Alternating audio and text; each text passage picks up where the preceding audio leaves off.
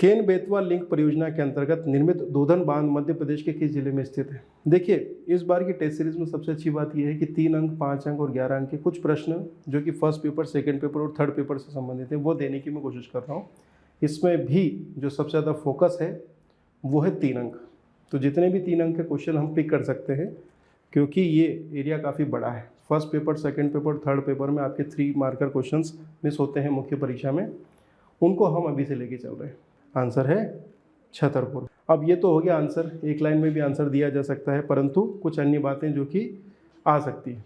Ken Betwa link परियोजना की शुरुआत 2005 में हुई थी, प्रारंभिक समझौता।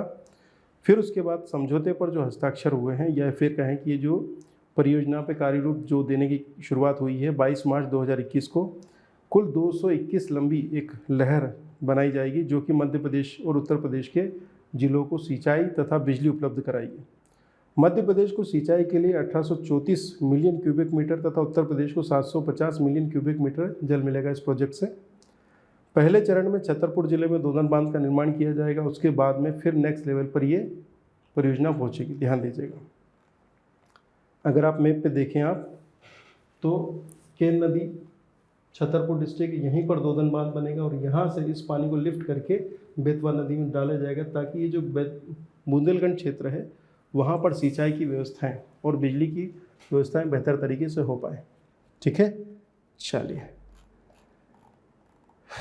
अब एक प्रश्न जो कि आपसे प्रारंभिक परीक्षा में पूछा जा सकता है, फर्स्ट पेपर में ही, फर्स्ट पेपर का जो 3rd यूनिट है मध्य प्रदेश का भूगोल, वहाँ पर ये प्रश्न बन सकता है। केन बेतवा लिंक परियोजना पर टिप्पणी कीजिए, 5 अंक में आ सकता है। तो बेसिक चीज़ें तो आप यही बताएं जो कि आवश्यकता है, यही डिमांड भी है।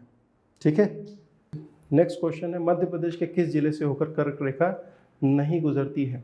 इसी तरह का एक प्रश्न आपको पिछली बार की एग्जामिनेशंस में भी देखने को मिला था 2021 में। 4 ऑप्शन है, शहडोल, दमोह, विदिशा और इंदौर। आंसर है आपका डी, इंदौर।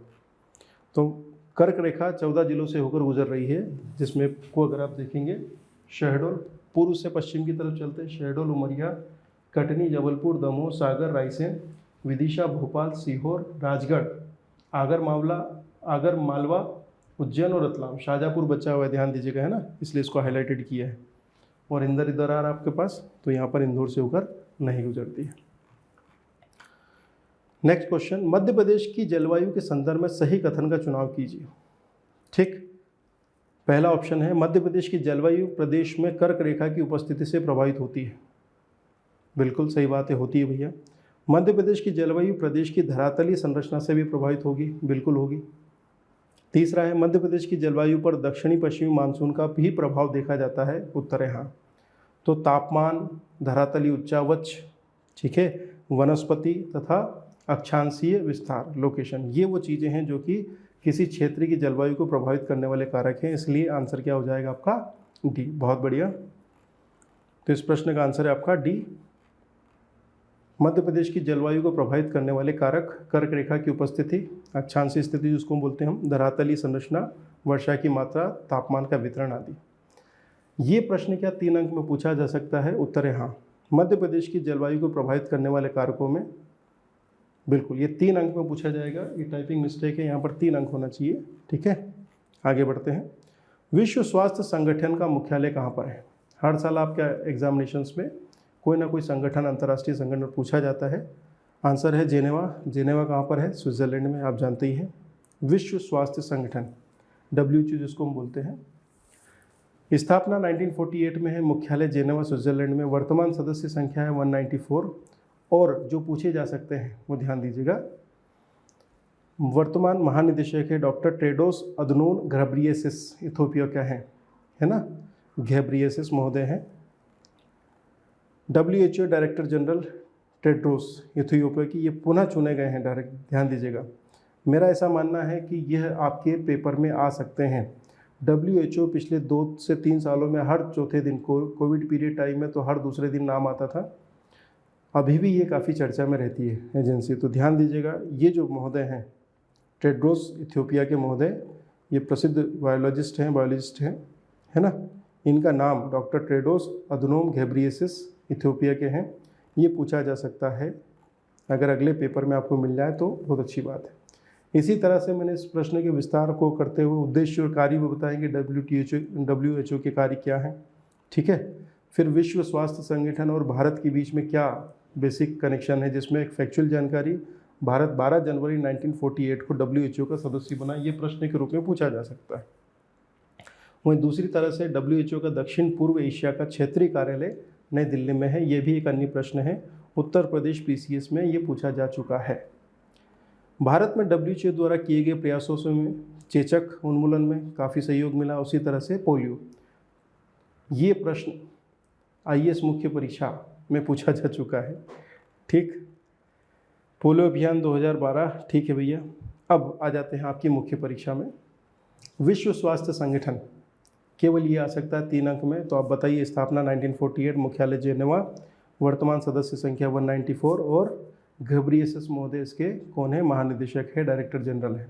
3 अंक में इतना लिख दें बहुत है, मतलब बहुत है, मतलब बहुत है। 5 अंक में प्रश्न पूछा जा सकता है कि WHO के उद्देश्य या कार्यों को स्पष्ट कीजिए, ये प्रश्न पूछा जा सकता है।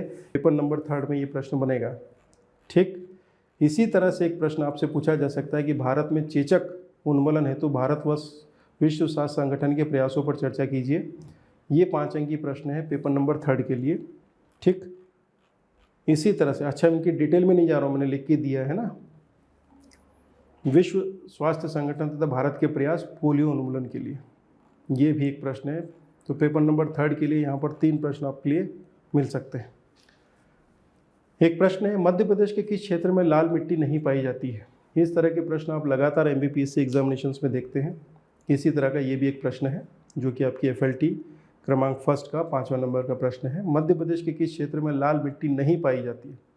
लाल मिट्टी नहीं पाई जाती, ध्यान दीजिएगा जी। भिंड, मुरैना, ग्वालियर, झाबुआ, अलीराजपुर, धार, बैतूल, होशंगाबाद, छिंदवाड़ा। भिंड, मुरैना, ग्वालियर में जलोढ़ मिट्टी मिलेगी, यानी कि यहाँ तो नहीं है। झाबुआ, अलीराजपुर, धार में कैसी मिट्टी देखने को मिलेगी आपको, काली मिट्टी। बैतूल, होशंगाबाद, छिंदवाड़ा ये क्षेत्र है जो कि छिछली काली मिट्टी का क्षेत्र है, ठीक है। तो आंसर क्या हो जाएगा आपका, D। देखिए ये नक्शा याद रखिए।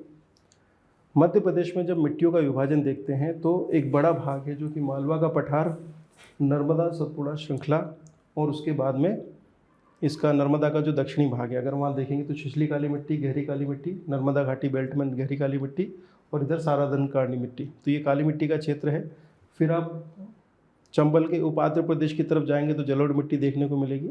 ये वो क्षेत्र है पूरा का पूरा जहाँ पर आपको लाल मिट्टी देखने को नहीं मिलती। इसके अलावा अगर आप लाल काली मिट्टी इधर देखने जाएंगे तो लाल मिट्टी एकदम शुद्ध रूप में कहीं नहीं मिलेगी, परंतु ये मिश्रित रूप में आपको बुंदेलखंड क्षेत्र से लेकर यहाँ तक देखने को मिल जाएगी। फिर लाल पीली मिट्टी आपको रीवा पन्ना का पठार और इधर बघेलखंड क्षेत्र में, और इधर बालाघाट मंडला क्षेत्र में लेटराइट मिट्टी देखने को मिलेगी, ठीक है। तो आंसर क्या हो जाएगा आपका, D।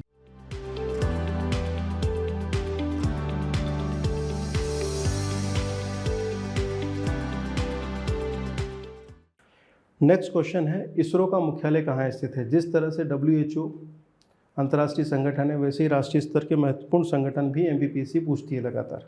इस तरह का प्रश्न आपने पिछली बार एग्जाम में भी देखा होगा। क्वेश्चन नंबर 6, इसरो का मुख्यालय कहाँ स्थित है।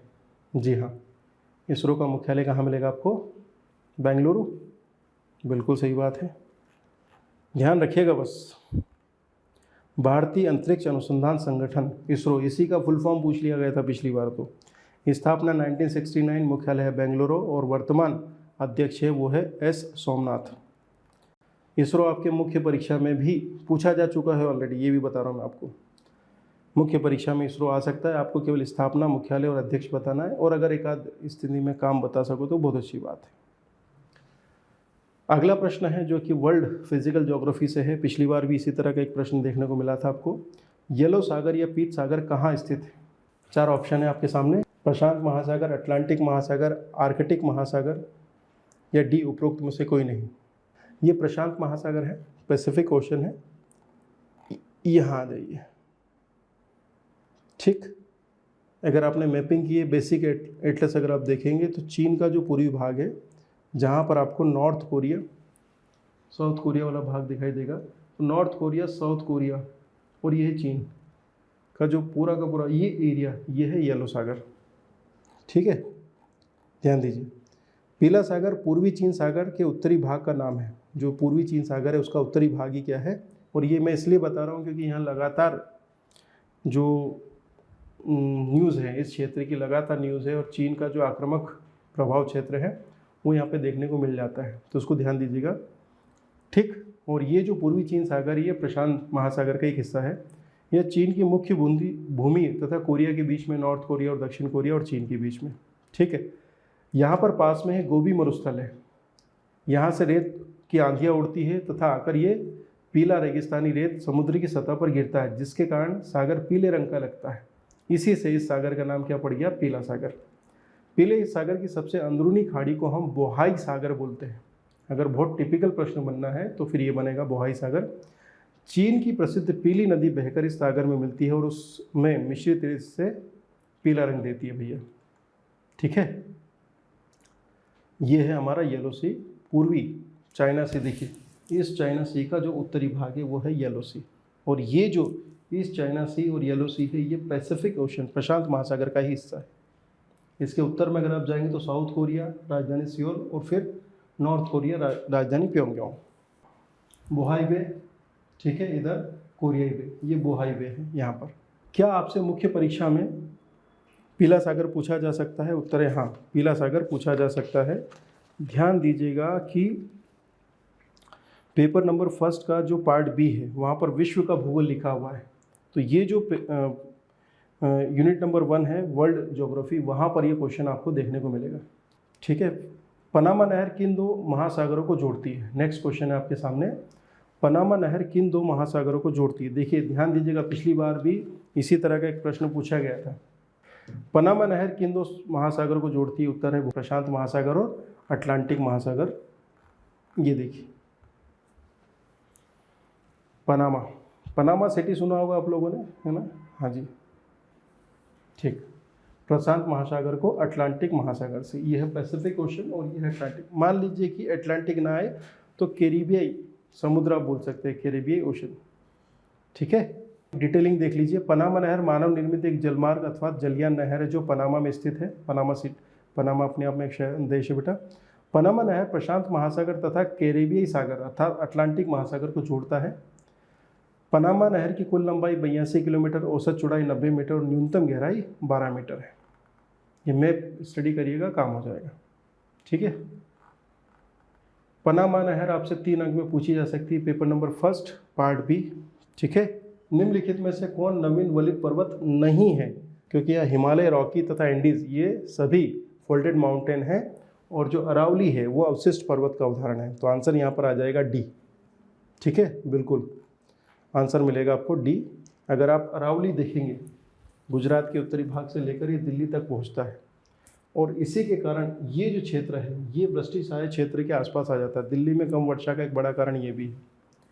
ठीक है, अरावली क्या है, एक अवशिष्ट पर्वत का उदाहरण है। और विश्व के प्रमुख जो फोल्डेड माउंटेन है, वलित पर्वत है, उसमें अफ्रीका, उत्तर पूर्वी अफ्रीका में देखिए एटलस, फिर इधर आप यूराल पर्वत देखिए, फिर आल्पस जो कि यूरोप तथा एशिया को अलग करता है। उसके बाद में दक्षिण अमेरिका में जाइए एंडीज़, उत्तर अमेरिका में रॉकीज़, फिर इधर अल्पीशियन पे देख लीजिए आप, भारत में हिमालय है। तो ये विश्व के कुछ प्रमुख वलित पर्वत हैं, इनको भी ध्यान दीजिएगा। डूरंड रेखा किन दो देशों को विभक्त करती है? जी, डूरंड लाइन किन दो देशों की अंतर्राष्ट्रीय सीमा रेखा बनाती है? 4 ऑप्शन है, वर्तमान पाकिस्तान अफगानिस्तान, वर्तमान पाकिस्तान व भारत, वर्तमान बांग्लादेश और भारत, और वर्तमान नेपाल तथा भारत। जी हाँ, अगर आपने ध्यान दिया हो तो अभी अफगानिस्तान की जो तालिबान सरकार है वो यही बोल रही है कि भैया हम डूरंड लाइन को नहीं मान रहे हैं, इसलिए वो कभी कभी घूमते घूमते पाकिस्तान में चले जाते हैं और धूम धड़ाका करके आ जाते हैं। ठीक है, तो वर्तमान पाकिस्तान और अफगानिस्तान, कुछ किताबों में भारत तथा अफगानिस्तान लिखा होगा तो वह भारत का मतलब है 1893 का भारत, जिसको हम अविभाजित भारत बोल सकते हैं। तो अभी वर्तमान में ये जो लाइन है ये पाकिस्तान तथा अफगानिस्तान के बीच में है, और अफगानिस्तान की जो सरकार है वो इसको मान्यता नहीं देती है। डूरंड लाइन 1893 में मार्टिमर डुलर द्वारा निर्मित है। क्या डूरन लाइन पर भी आपसे 3 अंक में प्रश्न पूछा जा सकता है मुख्य परीक्षा में? उत्तर है हाँ। डूरन रेखा वर्तमान पाकिस्तान और अफगानिस्तान को विभक्त करती है। डूरन रेखा अफगानिस्तान इसे मान्यता नहीं देता। दूसरी बात है इसका निर्धारण, ये डूरन लाइन जो है मैप पर मार्टिमर डूरन द्वारा खींची गई थी 1893 में। ठीक है।